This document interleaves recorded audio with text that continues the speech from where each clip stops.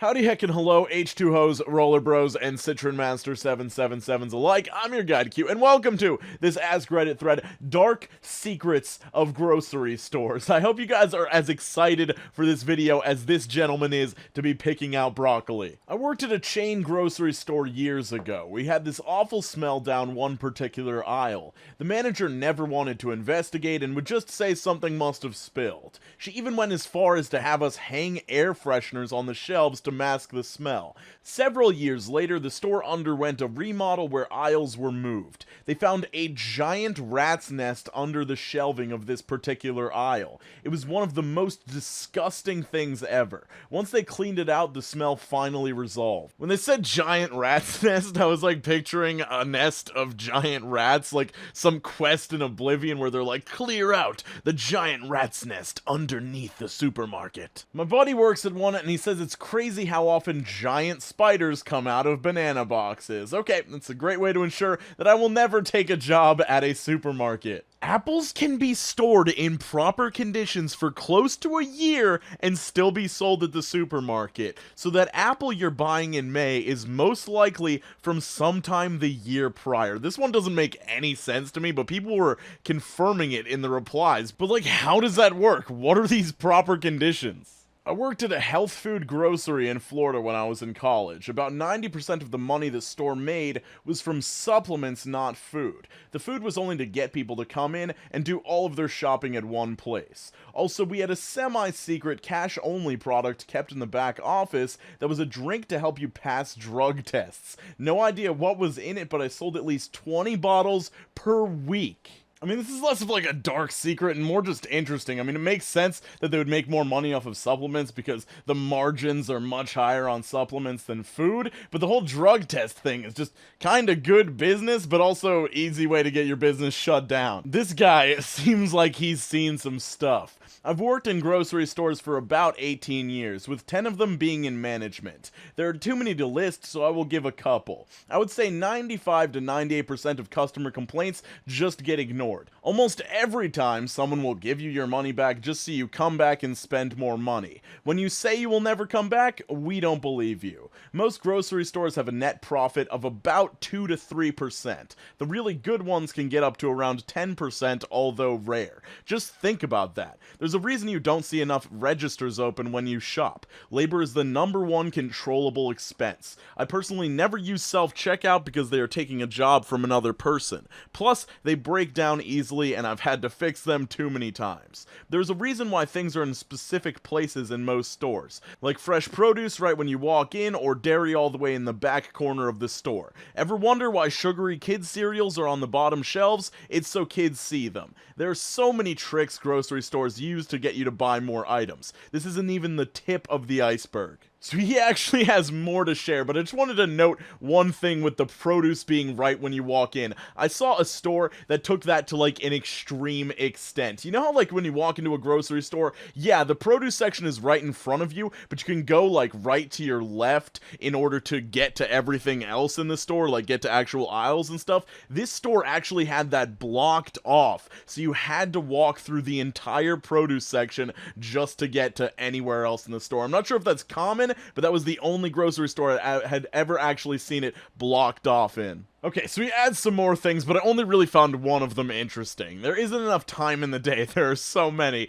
but a few more for today hopefully will suffice. First off, every grocery store in existence has some kind of animal presence in the store. It may be roaches, mice, or just flies. Just because you don't see them doesn't mean they are there. Yes, the good ones do everything they can to minimize it, but can't. Oh, that is gross and disturbing, but at the same time pretty understandable. I mean, coming from the restaurant industry, we would also do everything we could to minimize it, but you couldn't really get rid of flies. Flies were just inevitable. I mean, they can fly into your kitchen and just appear and lay eggs and stuff. I mean, hopefully there weren't maggots around. I didn't see any, but yeah. The only thing that washes a shopping cart is rain. We do haul trash bags in them. Oftentimes the customer trash cans are just mixed because the janitor sure as hell isn't digging out that bottle you threw in the compost. Everything just goes in the dumpster. Most of the time the rewards cards did nothing at the chain I worked at. Okay, I'm not gonna say I knew how they cleaned the shopping carts, but I did assume they washed them at some point. That's pretty gross,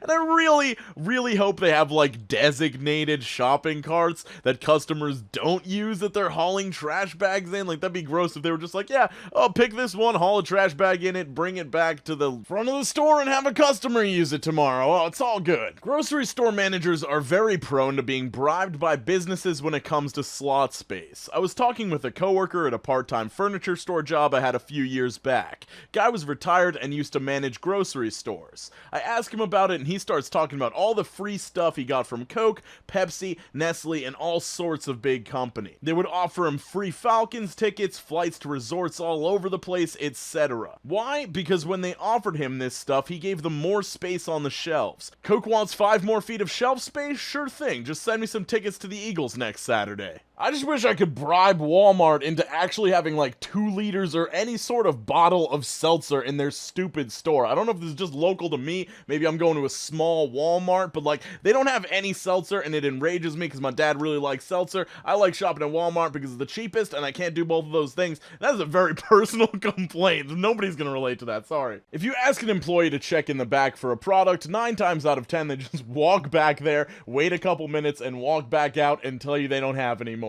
This makes sense because, like, they probably know what they do and don't have. I had this problem in the restaurant industry, and you just go back there to kind of make the customer feel better about you, like, doing your due diligence to try and find that thing for them, but you just can't make it happen. Worked as a night stalker and checker at a Kroger, and the #1 stolen thing was meat. Every night, all over the store, you'd find open packages of meat hidden everywhere or just chucked under shelves.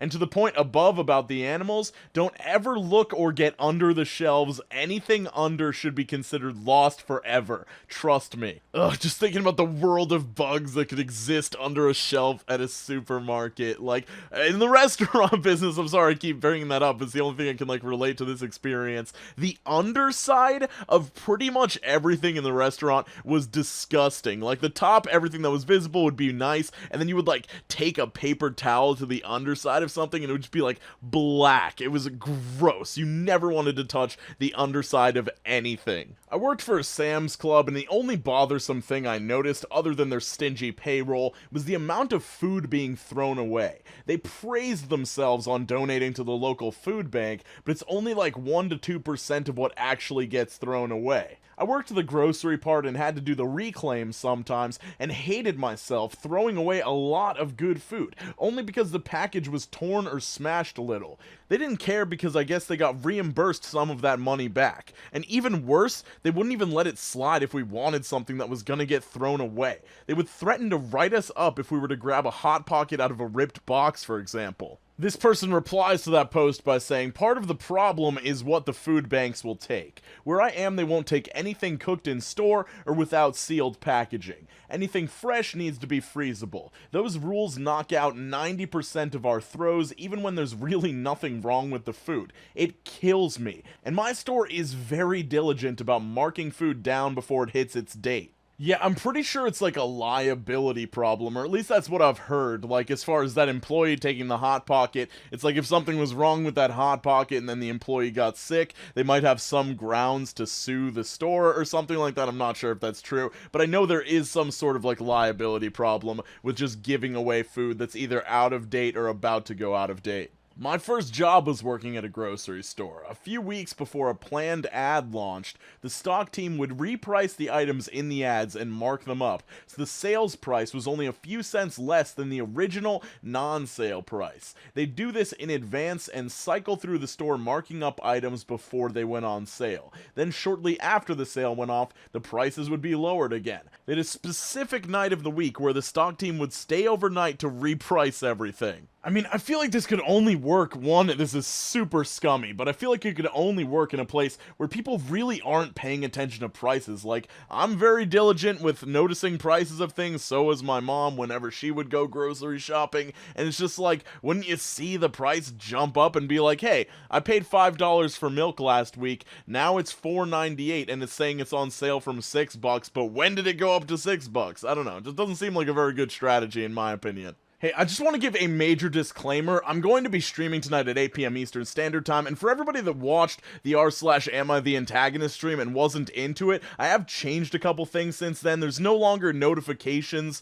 for donations, so you're not going to be hearing that Navocado thanks sound if you were familiar with that stream, if you watched that. So now I've dedicated a portion of the stream, or multiple portions of the stream, for reading out donations, so if you don't like that part, you can kind of just skip past it, and we can focus on the posts if you're interested in that sort of thing. But it is going to be fun. We're going to be looking at r/well that sucks, r/watch people die inside, and a couple other subreddits if you guys are interested in that sort of thing. But it's going to be fun. 8 p.m. Eastern Standard Time right here on YouTube. If you have notifications on, you should get a notification. Otherwise, skate on to the best of your abilities, guys. Make sure you're drinking more water, and I hope to see you very soon.